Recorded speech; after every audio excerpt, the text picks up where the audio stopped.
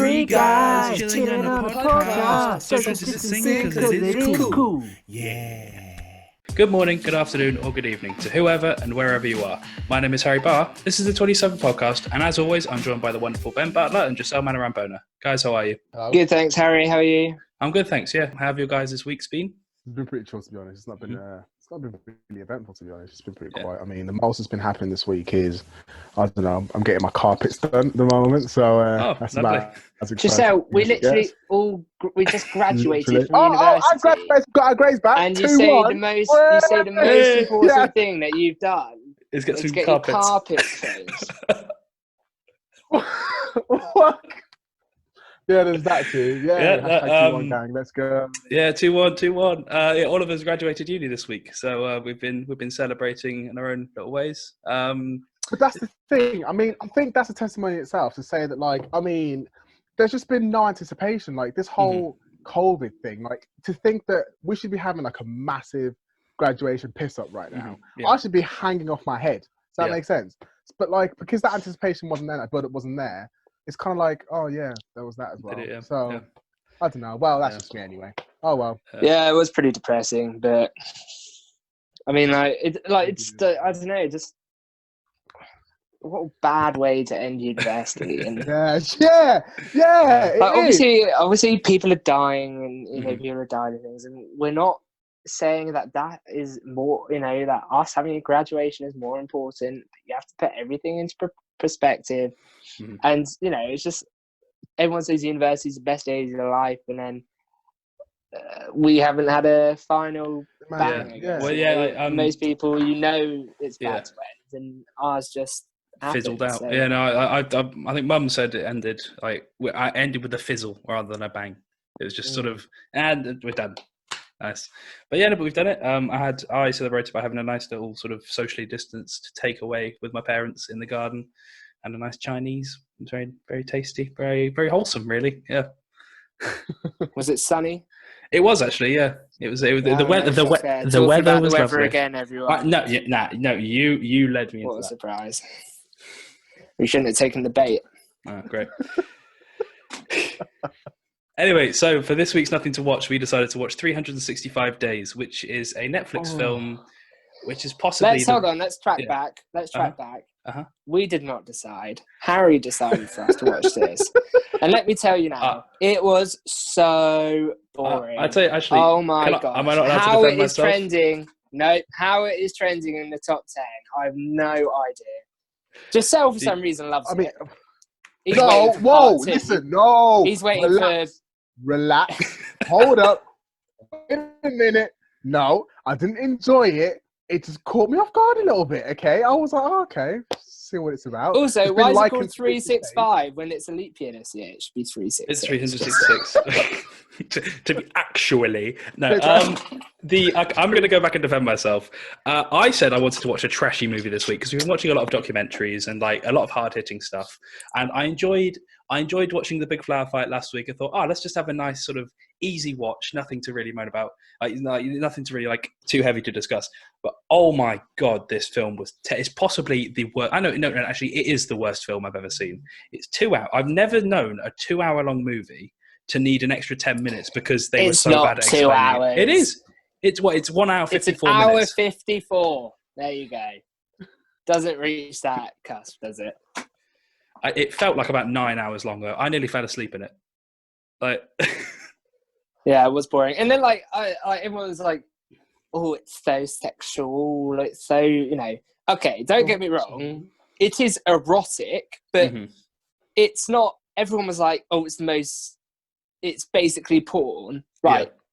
Yeah. It's not. It's not Three really scenes. though. You don't really see anything. There are a couple of scenes which are very long and it is very obvious what is happening, but it's not like, I don't know, like an actual porn, is it? I don't know. It just like, I think everyone was ramping it up for no reason. I think the reason why they just tagged it as porn is because for television, it's basically porn. For television standards, it's fake. Well, no, but then you've got like shows like Sex Education though, which actually do a good job of like displaying a sex scene, whereas like this was just terrible. Like I can break down the filmmaking in just like one sentence. It was a 3-minute scene followed by an Ellie Goulding style song with a montage, followed by a sex scene, followed by another 3-minute scene. That's all the film was, and it was 1 hour and 54 minutes of that, and it was terrible.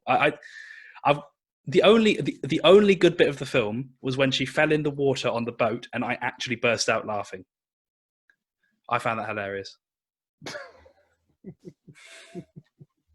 I just don't like the message of the show. It's a film, so it's about this guy who kidnaps a girl and then tries to rape her, and then she falls in love with him, and okay, Stockholm syndrome, whatever. But there's no justice for her in the end as well, and I just don't like it. And the ending was will not be wearing and out. Will not be watching the second part. Yeah, I mean, if you care about spoilers for this film, go and get a life. But like, I'm going to talk about the ending of the film. So with 10 minutes left, they're going to have a wedding, and I'm sat there like, how the hell are they? They're not going to be able to do this whole thing unless like they're setting up a sequel. Like, there's no way they're going to be able to do this. Like, they wouldn't end the film on a wedding. So what's happening is they're driving to his house, the guy's house, and he gets a phone call, and basically halfway through the film, he threatens a guy because he tried to rape the girl that he tried to rape.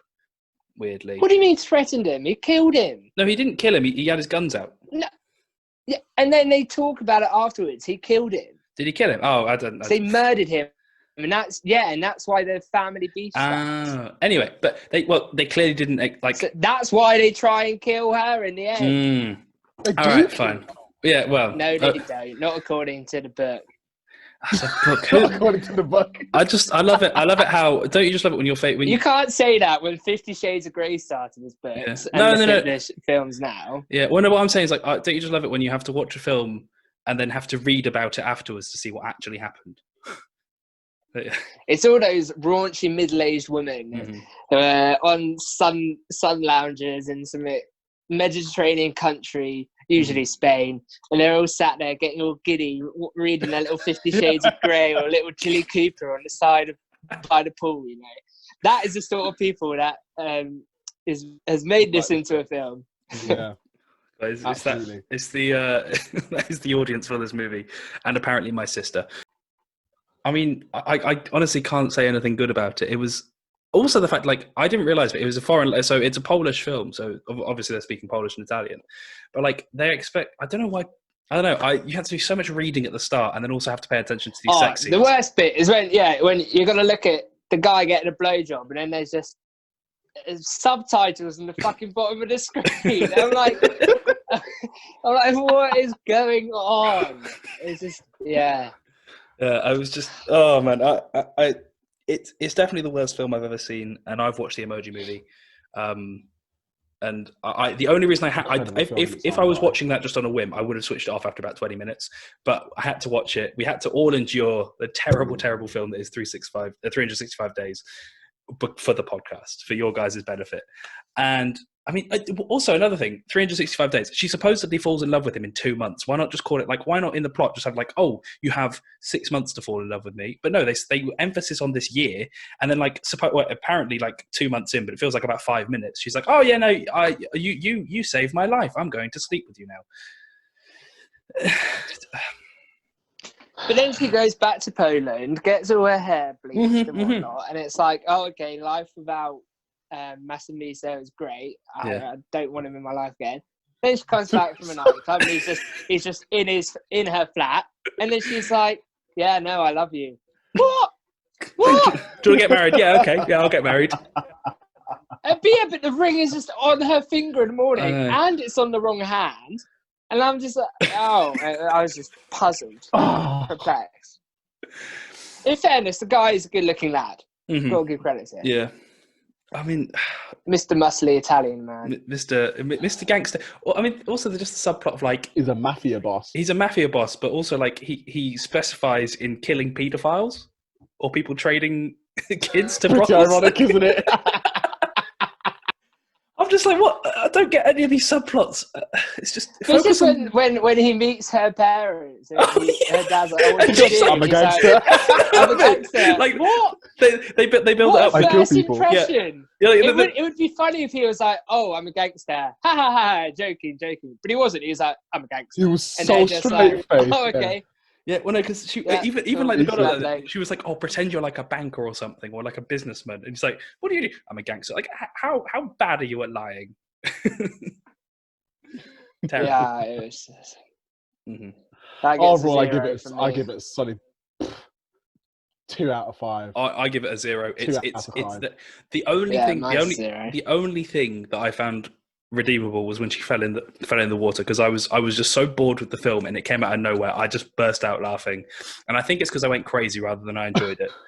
So yeah, that's my final review of it. Even though we've never actually reviewed anything on this. But the problem is, if there was context around that, like she said in the film, "Oh, I can't swim," Yeah. then you'd understand why her falling into the water was such a big deal. But she just fell into the water, and then she didn't even attempt to swim. And then, like the next scene, it shows that the boat, to get onto the boat is literally in the water, so you could just pull yourself up like really easily. Yeah. There's no ladder or anything. So why the hell could she not just swim over to the side? Oh dear. It was just It was a very a mixed-match film film. about Nothing. basically rape. Nothing. No, it was a film basically about rape, and then it just being like, yeah, it's all good, and I just think that is absolutely trash. I just don't agree with it at all. Yeah. So yeah. Oh well, life goes Trash on. film. Yeah.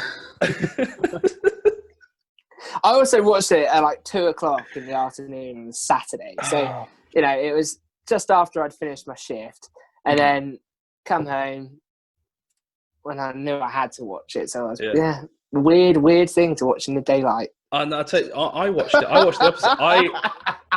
I watched it after, it was Dave graduated on Friday. Was at my parents'. Then I came home and thought, oh, actually, I'm busy all Saturday. I have to watch it now. And I watched it at like 10:00 at night on a Friday, a bit pissed. And I was so bored, and I just hated it.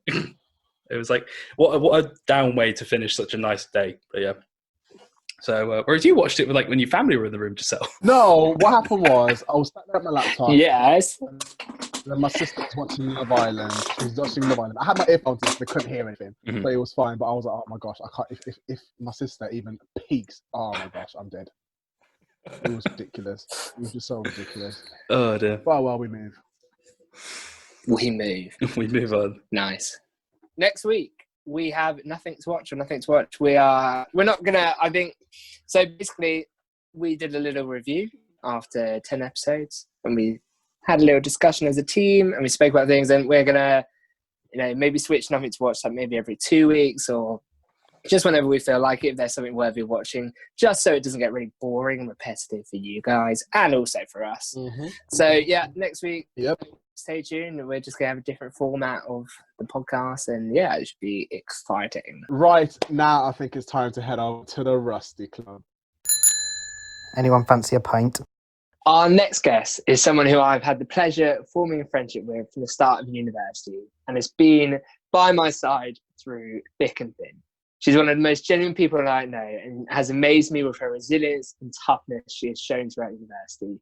Please welcome the lovely Flora Devenport. Hey. Oh my God, Firstly, what how an are honour. you? Oh, I honestly feel honoured to be on this podcast. I listen to it every week. I love it. But yeah, no, I'm good. I'm good. I'm feeling a bit hungover today, actually. You're but, back in Jersey? I am. I'm back home now, which is really nice. So yeah, just kind of been getting to grips with being at home and seeing some friends, which is nice. It just everything seems to be getting a bit more back to reality now. It seems that from our perspective, obviously we haven't really spoken about coronavirus a lot, but it seems to be like fairly, you're doing okay over there, isn't it? Isn't everything basically back to normal? Everything's sort of like getting back to normal. Restaurants and stuff are opening, but with like outdoor seating and stuff. So yeah, like it's all sort of slowly kind of getting back together. Like town is open. It's just really weird. Like coming back from the UK, I just kind of didn't really know what to expect. But yeah, it's getting there. It's funny, isn't it? Because like small little islands could either go one or two ways. Almost, it could either be absolute chaos and Corona could have taken over the whole island, or it could have just been really isolated, and then it's back to normal. Really, like you say, like the Isle of Man, they're pretty much back to normal. So, yeah. Anyways, moving on from that. So we've got you on this week because we want to discuss all things mental health, and I know you've spoken really openly with me during our time at university together that you have had mental health issues.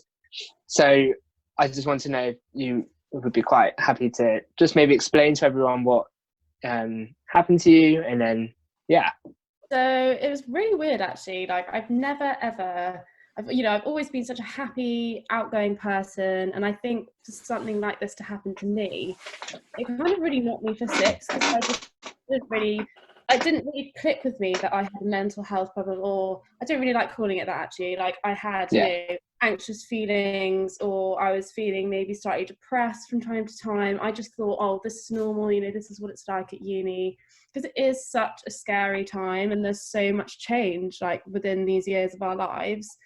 So it kind of got to the point where it was affecting my daily life, to the point where I didn't want to go out, I didn't even want to go up to uni, I didn't want to go to the shops, and it just was really, really weird, because I love going out, I love being outside, I love going to clubs, I love going on night outs with my friends, out for dinner. So I think for like my friends to have noticed things, and for them to say, Flora, like, is everything all right, kind of made me think, okay, yeah, no, there is something wrong. So I don't know, I think everyone to an extent has things going on in their lives, and everyone to a degree is either anxious or will have bad days, but addressing that sort of stuff and really kind of being honest with yourself kind of does really kickstart your journey into like self-accepting that. And I just I've come such a long way. But I think like when it's quite funny, actually, like when I think back to it, because we were me and you on the same course, and Joscel as well, and we were living next door to each other in second year. So you would swing by and you'd be like, Flora, are you coming? And I was like, no, I'm not going to come today. And you were like, oh, stop skiving. It's such a skiver. And then I just sit you down and be like, Ben, listen, like, I actually just can't face going. And you felt so awful, didn't you? You were like, Flora, why didn't you tell me? But like, it's actually like admitting to yourself, which is the hardest part. And I think for me, that took a good 6 to 8 months to actually kind of think like, okay, something I need to address here, like I need to speak out about this. So I think for me, I just generally had really bad anxiety, and it did really affect me, but I've learned to manage it a lot better now. And I still get times, like especially like socially and stuff like that, where even if I'm around people and I feel comfortable, if I'm like in an environment which I never usually am in, I'm like kind of sometimes like, oh, where's the door? Like, where's the toilet? Where can I get out? Like, if I need to. So it is just really bizarre, like when you say stuff like that out loud, but I feel like quite a lot of people can relate to that sometimes. So yeah. No, definitely. And I think that obviously the biggest issue around I know you don't want to label it, but as mental health problems is the stigma around it. People assume that you're weaker or more violent and things, or in some cases anyways, and it's odd because that's not always the case at all. And we need to break this stigma of people not being able to speak out about having an issue. And obviously the best way, in my opinion, of doing it is when people do suffer from it, they do speak out more, and you want to encourage. And it's interesting that you said that your friends were the people that said it to you and said something up, and then obviously you felt like something was wrong, but that really kind of cemented to you that something was that. And I think that's because a lot of times when people have these issues, they can hide away a lot, and it does, and it is important for people friends and family to say, hey, what's up? And it's so do you want to big. talk? Like, I usually am so verbal with things, if I was ever upset about something, I would go to my friends and I'd say, listen, like, this has really upset me. But this whole sort of experience really sort of changed that mindset. I think at first, because I was not like embarrassed about it, but I just didn't know what it was. So I didn't know how to verbalize it to my friends. I was like, literally, I just can't put into words how I am feeling. So therefore I'm just going to bottle it up. And it just kind of ate away at me. And I kind of got to the point where I was like, I don't really know how to act anymore. I don't know. I can't face going into social situations. I can't face going into a lecture theatre because I will constantly just want to escape and I won't be able to concentrate. And it was just really odd, really bizarre. But I think, like, I couldn't really speak to my mum about it, which is really weird. I would tell my mum everything. I couldn't really, talk to my best friend Emmy, who I lived with, like, for all 3 years of uni. She just kind of was just like, this is really odd for her. Like, why are you behaving like this? And I just, like, honestly, it was just such a weird time. But thank God, like, I've got the most amazing friends around me. And they know who they are. Like, they're honestly, it's such a godsend. And my boyfriend Will, bless him, he like organised for me to get to see someone in Oxford, and he drove me to all of my appointments. And it was just like, I honestly, like, if I didn't have that lifeline there, I don't know where I'd be. I'm just so lucky to have such good friends. And I think, friends are so important, and they really pick me up and put me back on my feet.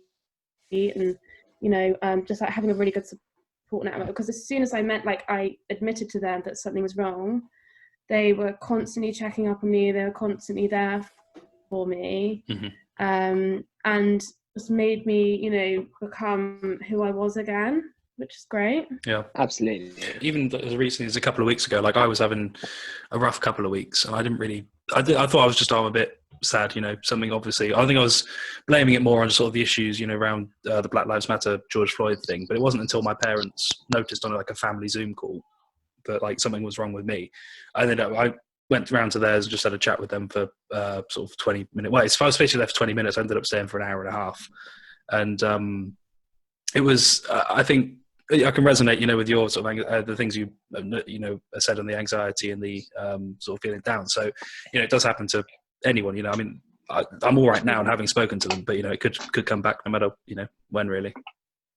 It's funny, isn't it? It's almost like as soon as you have one experience which is completely out of character, when it does happen again, you become more susceptible to it, and you can sort of recognize, like, hang on a second, like, I'm having an anxious thought, I'm having a really weird thought, and then you deal with it. But for me, it took a really long time for me to get to that stage. Like, as soon as I had an anxious thought, and it could be like something like really ridiculous. Like, I laugh about it now because it's funny, but if I was to go into the shop in Tesco's, like, with like everyone there, I'd be worried that I'd see someone.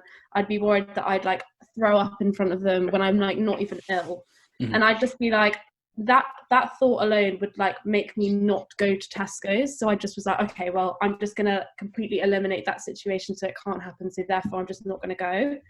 And it was just a chain reaction like that which made me become this hermit in my room, and I just didn't leave my house for so long. And it was just really weird. It was just such a weird time, and I can't actually imagine being in that position again, because I've learned to deal with it, and I've learned to come out of it. But recognizing it in other people, immediately I'm kind of giving them advice because I've had that experience, which is really nice. So I've sort of done full circle, really.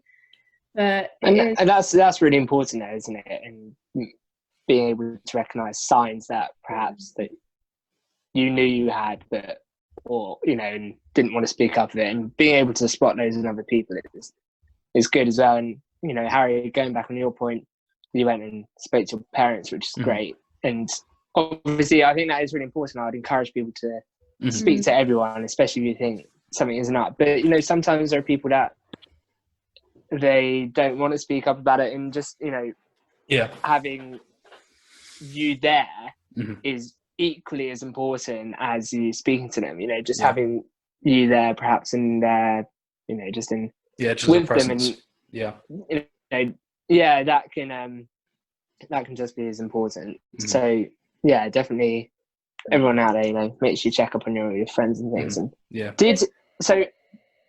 did obviously there was quite a big worry at the start of like lockdown and things, that a lot of people who had some mental health issues, especially say if they were living on their own, especially when lockdown first started, when you couldn't see anyone or do anything. Was that ever a concern for you? Or I think the whole sort of uncertainty thing was quite overwhelming. But actually, in all honesty, I've really enjoyed lockdown. I think because I suffered more so with social anxiety, and being in like big crowds, and just kind of always like worrying about things before they'd happened. So when they were happening, I couldn't really enjoy myself. I was just constantly worrying about stuff. So I think like having had this time on my own and having like really, because I got to the point where I didn't really enjoy being in my own company because I was constantly consumed with all the thoughts. But now I've like spent so much time by myself that I actually do really enjoy it, and I've become, you know, really good at, you know, self-care. And, you know, if I'm feeling a bit down, I won't force myself to do anything. I won't force myself to exercise, but at the same time, you know, I've been doing loads of home workouts, I've been doing loads of reading, like I've been cooking, like I made like an Instagram page for my food. I just love it. Like I've just been doing things that I want to be doing, not what I think other people want, you know, me to be doing, which is great.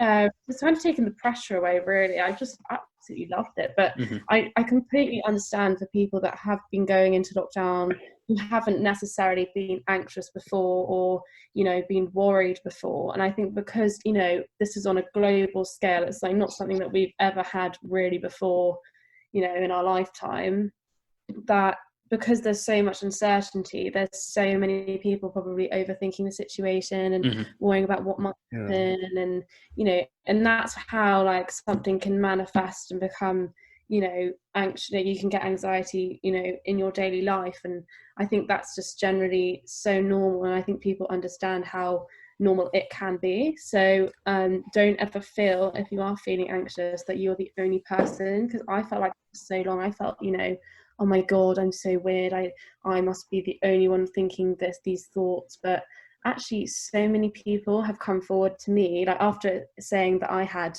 you know, suffered really bad anxiety, and they were saying, you know, oh, I felt a bit like that too, or I've had that before. And it sounds weird, but it's quite comforting, you know, knowing that you are not the only one, and you become, you know, supportive of other people, and you want to talk about it a lot more. So it's a great sort of, you know, chain reaction when you speak and do things that you start to enjoy. So I have really enjoyed isolation. That was the answer to my question. I think that's good. I think it's also important, like as you said, like you've set up the Instagram for your food, you've been doing home workouts. I think self-care, you know, sort of taking me time is a really good way of sort of like dealing with self-care is so important. You know, treat Joscel yourself. loves a face mask. I'm a sucker for a face mask, I swear, honestly. Self-care is number one, man. And like I think doing this podcast stuff, it's great. Like you've really, you know, you've done something that you've been wanting to do for ages. You know, just that you set up your little YouTube channel on the side. It's great. I love it. You know, it's just really cool that you are just doing things that you want to do and what makes you happy. I think that's important. Going on that as well, it's having almost the balls to say, I don't care what other people say, I'm just going to do it. And I know Joscel, I'm sure, can preach this to the choir. Joscel posts about 100 snap Instagram stories a day. And sometimes they are so annoying. But he doesn't care. Joscel won't let anyone else's judgment have an effect on him. Not at all. Obviously, not that's, at all. You know, really not important.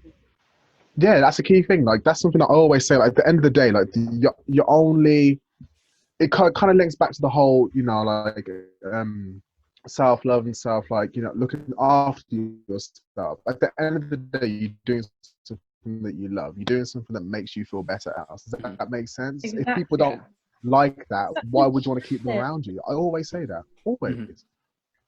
So I'm now going to hit us with some stats. So I've taken these from the Mind charity. Charity, by the way. Great charity. Incredible charity. Yeah. So it says approximately 1 in 4 people in the UK will experience a mental health problem each year. That's what do you guys think about that? There's 4 of us here. I think I'm glad that, especially in the last sort of 5-10 years as well, the mental health conversation has increased. You know, people are realizing it is such a taxing sort of, you know, issue to have, you know, sort of with anxiety, depression, all of those. You know, I've got family members that have struggled with it, and I've had friends from school, you know, all my entire life have been people that I'm very close with that have had to deal with some form of mental health issue. And I'm glad that the conversation has been sort of increased and trying to remove that stigma that Ben mentioned earlier. This is an interesting one. So it says the overall number of people with mental health problems has not changed that significantly. But there are worries about things like money, jobs and benefits, which are making it for harder people to cope. And then it goes on to say, and it appears that how people are coping with mental health problems is getting worse, as the number of people who self-harm or have suicidal thoughts is increasing. And I actually think, like, that is, obviously it's true because it's, you know, a stat, but I feel so sorry for these people. And, you know, especially, let's go back 20 years where it was a crime to be gay or whatever, or not a crime as in anymore, but as in people were still, you know, had really bad prejudice against it. And that led to people killing themselves and, you know, people receiving death threats and things. And then you can take transgender people wanting to be who they really are, but not being able to because they face all these, you know, and all these critics and things. And I think my answer to why I'd say that number of people, you know, doing these acts has increased is because of social media. I think social media nowadays is probably the bane of I'd current say, life. I'd say Don't get me especially, wrong. It's terrible. I'd say especially with younger people as well. It obviously has its benefits. There are social media, like, it obviously has its benefits, but at the same time, these people can just create bots and just, you know, really go into people. Did you guys ever use the thing Ask FM? No, it did go around. Yeah, I never used it, but I remember Ask FM. I remember my head teacher had an assembly basically saying stop using it, or, you know, we had students.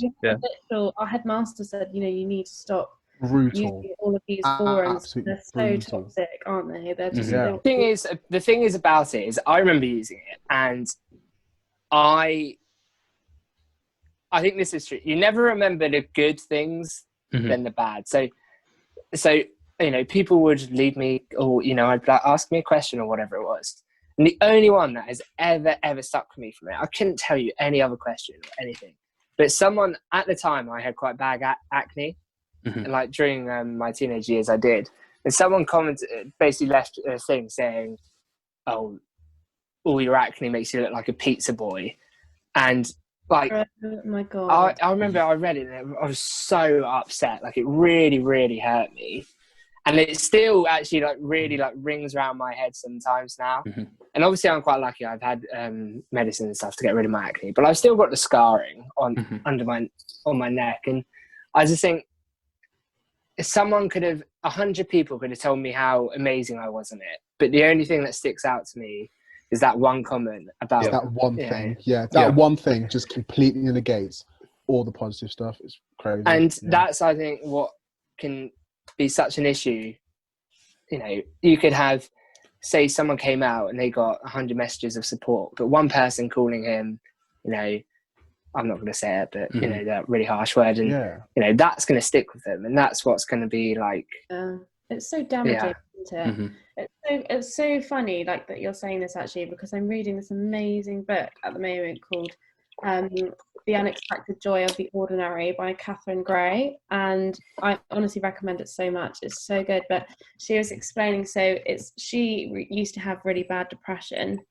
And she used to work for like this amazing magazine, I think it was Cosmopolitan actually, and she lived this amazing lavish life. She was flown out to the Indian Ocean and like would be asked to do like writing for that and stuff. And she basically says in it how, you know, it got to the point where, you know, at first it's all so exciting and amazing, and all of her friends didn't really have as great of jobs as her, and everyone was really jealous of her. And then it kind of got to the point where she was so used to it that she would pick out things in it. So, you know, she would be in the Indian Ocean, like having the most amazing time, but she wouldn't want to wake up at 6 a.m. for the yoga, because she's like, it's at 6 a.m. Why would I do that? And she would, you know, complain about eating rice because that's just their culture there.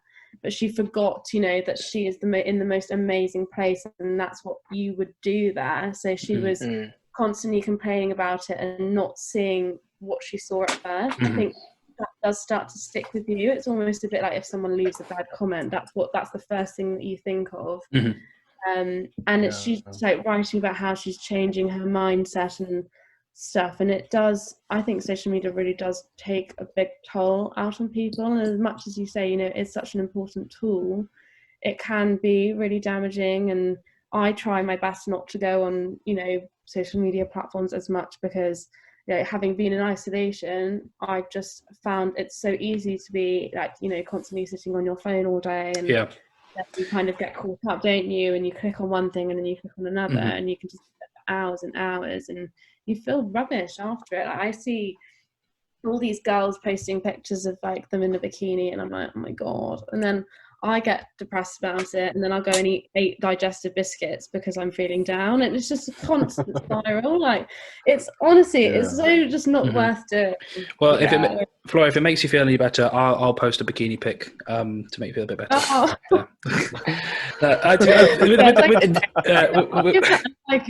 With the social media thing, though, like I've actually started reading more books as well. Like, I finished my first book for like the first time in 2 years, like a couple of weeks ago, and I've started reading some more, and I think that's definitely, having a break from social media has definitely helped as well. I have like a time limit on my phone, so I can only use, I think I've got it on 3.5 hours of social media a day. Oh, that's good. Which might seem a lot, but it's not actually to what I'm used to. So it's really good. So I basically get cut off at some point during the day if I've been sat on my phone. And also, what it actually has made me do, which I find quite interesting, is spread it out more. So I'm like, I don't want to sit on my phone, say Instagram for 10 minutes, because I know that's 10 minutes of the rest of, you know, my time. 3 hours gone. So I then, because probably the time I most use social media is actually when I go to bed. I, you know, probably just sit on it or whatever for a while. But I read a really good book here last summer by Matt Haig. It was a very love him. He's a great author, and he's very, very, you know, he's suffered with suicidal thoughts and things. And I read Notes on a Nervous Planet, and a lot of it explored. It's really good. It's not like a book. It's not a novel or anything. It's just, you know, one page could literally just be one word, or it could be a poem, or, you know, sometimes it'd be a chapter on, you know, things. And it's a really, really good book. I definitely would recommend reading it. And a lot of it explores social media and how, you know, you shouldn't compare yourself to other people on it and things. And really good. I recommend it for you, to you all, actually, to anyone listening as well. I love Matt Haig. I follow him on Twitter. He's great. So obviously you've said that the issues you had were at university. Did you ever talk to the university about it? Did they ever help you in any way? So I did. It was a weird one, because like I said before, Will, my boyfriend, he organised help for me that was outside of uni, because I found that because I wasn't really going up to university very much, I just didn't really want to face the whole sort of university. I don't know, in my head, I don't really want to go up to university. I just don't know if I can do it. I don't know if I can hack it. Even like going to like seeing this therapist that I was seeing, it was just hard, because I was not comfortable. I just couldn't focus. And eventually, like, I became a lot more comfortable, but I just approaching the topic to uni was difficult, because their sort of system, they don't really do one-to-one sessions, which is what I was after, which is more suited to me, because I just didn't really like being in big groups. So they would do these big group sessions, and I remember once, so I booked in to go for one of the big group sections, and it was basically how to deal with anxiety and stress and all that sort of stuff. And I had to actually leave halfway through because I couldn't face it. I pretended to go to the toilet and I never came back because I was just like, I can't sit there. And I was visibly, I was just getting a bit overwhelmed, and everyone kept on asking me, like, you okay, you fine? And I was like, yeah, no, I'm fine. But I was just like having an anxiety attack, like in my head. I was like, I can't actually be in here, I can't focus. And I think that's when I kind of was like, actually, I need to find something that suited to me. And I think there was almost, I feel like uni sort of blanketed it and said, okay, well, this is what we're going to offer, like, for people that are struggling. But everyone is so different, like you said, people deal with it in different ways. Some people don't want to open up about it, which is what I was like for ages. Some people can talk about it really easily, and for me, I just was in a different stage to everyone else, and I obviously needed, some external help, which really did help me. But I know, for a fact. Yeah, well, I've got a friend that went to Cambridge uni, and she suffered with some mental health issues, and she said basically the student union would always have events on, like, sort of to have raise the awareness of the mental health and sort of those therapy dog sessions and things like that, purely because the schedule for Oxbridge is just so intense. People need those breaks, and like she said, the students union, like, they hardly ever organise like nights out and stuff, purely because it was just all the money was going into those sessions just to help students get through university. I think it's interesting, sort of like with a place with that, like, that high prestige, or having to really keep sort of like a track on all their students and making sure they've got their mental well-beings. I think it's quite telling of I think as well, like, I think because I've experienced it, I don't know, I feel like I don't really want to say uni were rubbish, because I don't, because I know that they've got things out there for other people, but for me it just didn't work for me, and for other people it will work for them. So I think it's really just important about sort of understanding in yourself what's really wrong, what can you face, what can't you face, what can you admit, and then just kind of going from there and thinking, what's the best way for me to deal with this? Is it, exercising? Is it, going to speak to someone? Is it speaking to your family? Is it speaking to your friends? And for me, I feel like, because I've never ever experienced anything like it before, and all of my friends weren't suffering, I was kind of just guinea pigging around and seeing what was right for me, and eventually I did get there. And I think now I'm not necessarily cured of anxiety, because I'm always going to have anxiety. I'm going to have it to a certain extent. One day I'll wake up and I'll be like, oh, this is a really good day, or some days I'll wake up and I won't even think about it at all until I've gone to a certain situation. But it's all about managing it and just understanding in yourself and having that self-awareness of what you can and can't do. But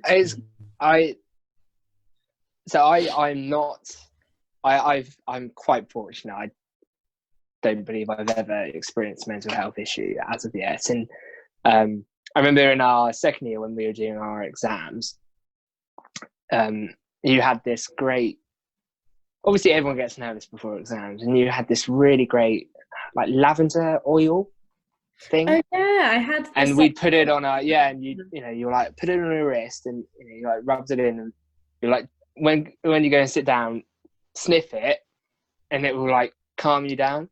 And it really did work, and I felt great during my exams, and I ended up doing well. And thanks for telling me about that. I now take it. I now take it on flights. So before I board a flight, I normally whack it on just because it helps me loosen up a bit. And it's finding all these little remedies. It is, as you were saying, finding the right thing for you to help you get out of that state. Just have one little more question.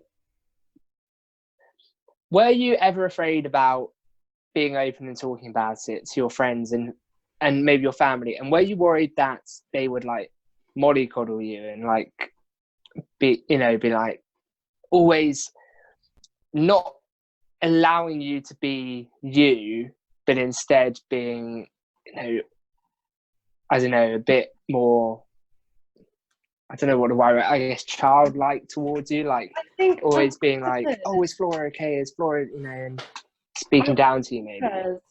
I've always been quite self-assured, and I've always kind of been the type of person that can make decisions on their own. You know, I've always been quite outspoken, well, not outspoken, but just outgoing and bubbly. And I think because it was something that really did affect me, I think they were sort of learning as much as I was, because I didn't really know what I was doing. I didn't know what I was feeling. So they sort of adapted around me, which was really nice. And they always asked me questions. You know, they said, oh, how are you, Floors? Like, are you okay? And they gave me an opportunity to speak instead of them putting words in my mouth.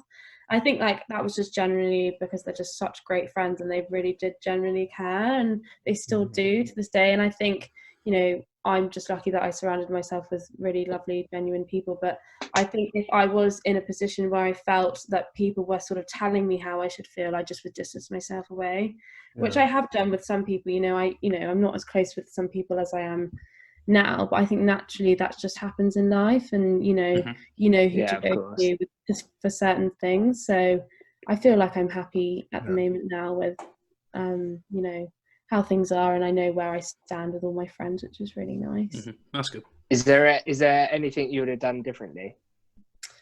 I don't know, actually. I think because it's one of those things that you can never plan, you can never say how it's gonna go.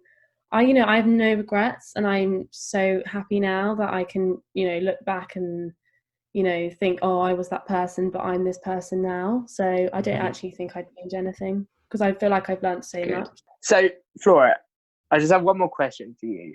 Okay. And it's just simply, what would you say to people who are suffering from, you know, something like mental health? What would your message be to other people?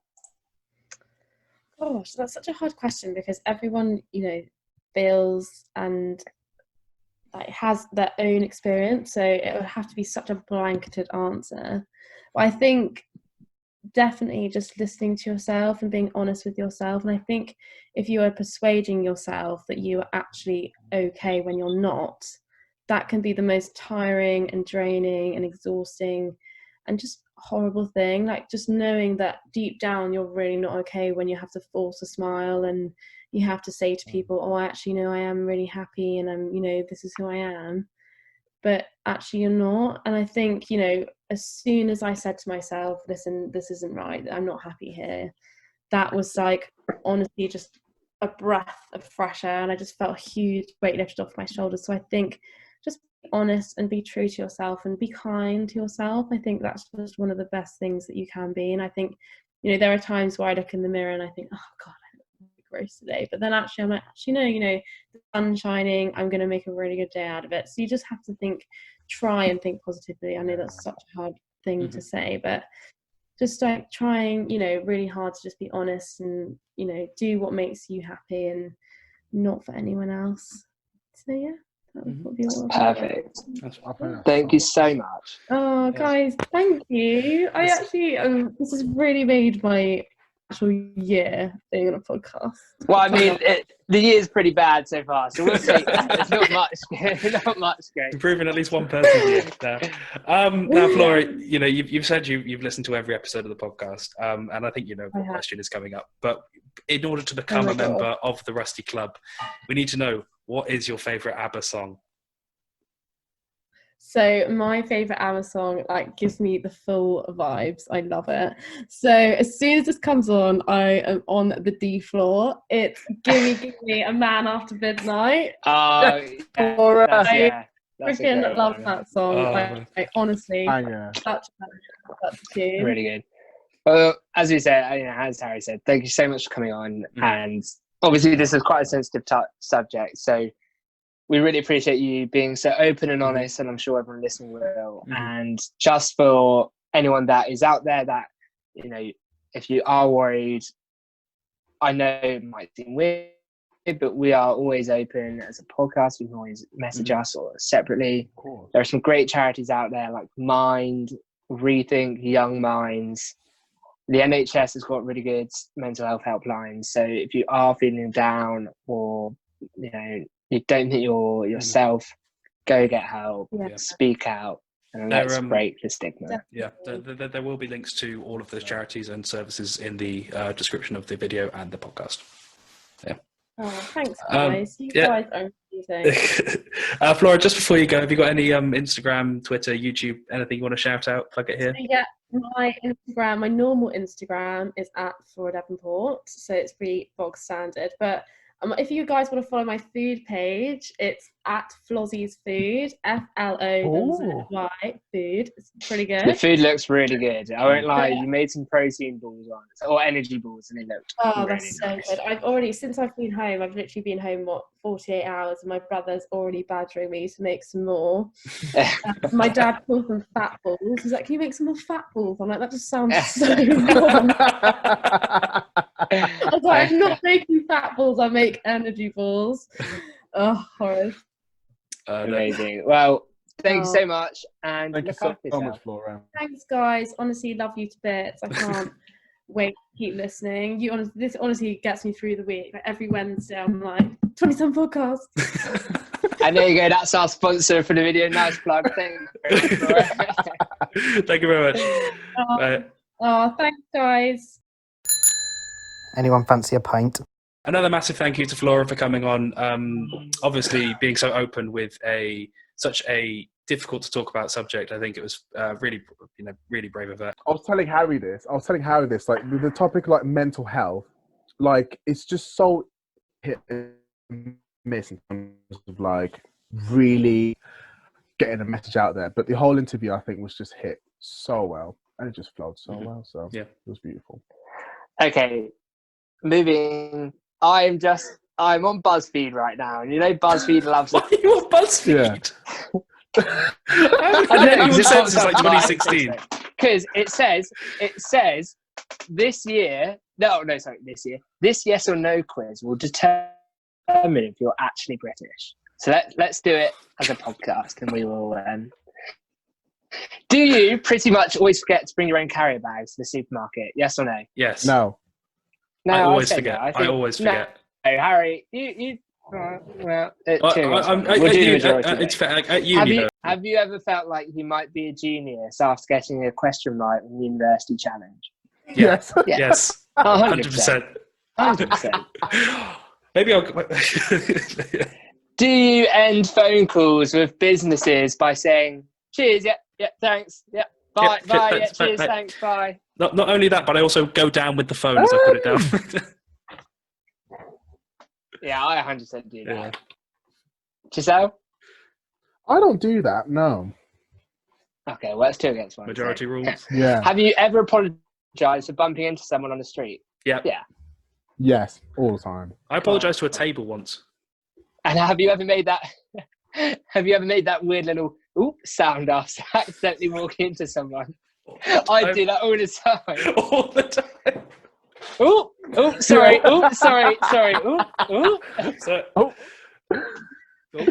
Yeah. Have you ever referred to a Nando's as being cheeky? Yes. Only ironically. All the time. Cheeky Nando. Yeah, but you still done it. Oh, yeah. Have you ever had a haircut that looked terrible, but smiled and you told your hairdresser that it looks great? Yes, I had to tell my mum that she did a good haircut at the start of lockdown. No, I haven't, to be honest. Oh, that's peak. No, you come on. You've never gone and got a bad haircut and gone, oh yeah, mate, love it. But you've gone to the hairdresser. No, this is awful. You haven't done that. Have you ever sworn at a self-service checkout? No. Yes. I don't think I have. Not even when it says put it in the bagging area. And you clearly put it in the bagging area. Yeah, but I think I go like, not. Swear at it. Yeah, fair enough. Have you ever walked in the wrong direction just to avoid walking alongside someone you know? Yes. I'll see. I normally do. I mean, I have done that, but I normally slow my pace really right down. So go tie your shoelace. So I don't. So I don't, get in the same. Catch up, yeah. Do you have strong opinions on whether the milk or water should go into the tea first? Yep. Yes. Mm-hmm. No. I was a convert actually as well. It's not someone that I vehemently debate him like it's definitely milk, but it is what it is. Yeah. Do you ever complain about the weather and then immediately hate yourself for being such a cliche? Yeah. Yes. No. Harry Barr every week on this podcast. Yeah. If you want a weather update, it's currently raining. X at the end of the text message in the last 24 hours. Yeah, I yes. have. Yeah. Like a little kiss. Mhm. Yeah. You got British. There's no doubt you're super British. Wow. Congratulations. Woohoo! Who would have thought we are in fact where we're from? That's good. Yeah, BuzzFeed quizzes. It was just something I wanted to bring up. I sent it to Harry, but just so I don't know if you've seen it on TikTok. So everyone out there, go follow Rahit someone. Oh, just type in Rahit and he'll pop up. Okay. And it is this lovely, lovely man. And he's basically taken to TikTok to stop his addiction of fizzy drinks. Okay. And he's so, so sweet. And he basically is started on day one. He's like, hi, everybody. My name is Rahit, and I'm addicted to fizzy drinks, and I'm going to use this as like a diary to make sure that I don't drink them. And I think we're on day 21 now. And every day he's on it, and he's like, hello, everybody. No fizzy drinks today. And it's so sweet. He was like, without your trust and your support, I wouldn't be able to do it. And I was like, hey, this guy, let's blow we need him on the podcast. We need him on the podcast. Harry, play the clip. Okay. This is from day 15. So this is when I first heard of him. But his name is Rahit Troy GR. Everyone, no fizzy drink for me today. I read a quote on internet. It says, anything is possible when you have the right people to support you. And the support you all are providing is simply life-changing for me. I don't even crave for fizzy drinks anymore. That never happened before. So I really want to thank you all for helping me. Overall, no fizzy drink in 15 days. Thank you very much. Absolute legend. I love this man. And put today's one on. Put today's one on. Because at the start, he was like, oh, every Sunday I'll treat myself to one can. But then he decided not to because he got such good support. And then he's also like, what's so great is because in the videos, he's like, oh, I think actually Harry played a clip. I think in this one he talks about going to the beach. Hello everyone, no fizzy drink for me today. I'm really happy that today I have completed 3 weeks. My confidence is increasing. Also, I went to a beach today. We were there for around 90 minutes, but most of the time I was standing and I was not feeling tired at all. So thank you all. Overall, no fizzy drink in 21 days. Thank you very much. I love him. I love him. Oh, he's so sweet. He's just so nice. I love it. His TikTok account is Rohi Troy GR, so it's ROHITROYGR. Go and follow him. It's the good news you need. Yeah, just on one of those days. Yeah. What a lovely way to finish off the podcast this week. I just think that's great. I had to bring it up because I wanted to bring it up last week and I forgot to. We had such a long episode anyway. Yeah. So yeah, go check them out, guys. So wholesome. Have a blessful week, everyone. Thank you. Yeah. Go and look after yourself. Thank you very much, guys. We'll see you next week. Go and look after yourself.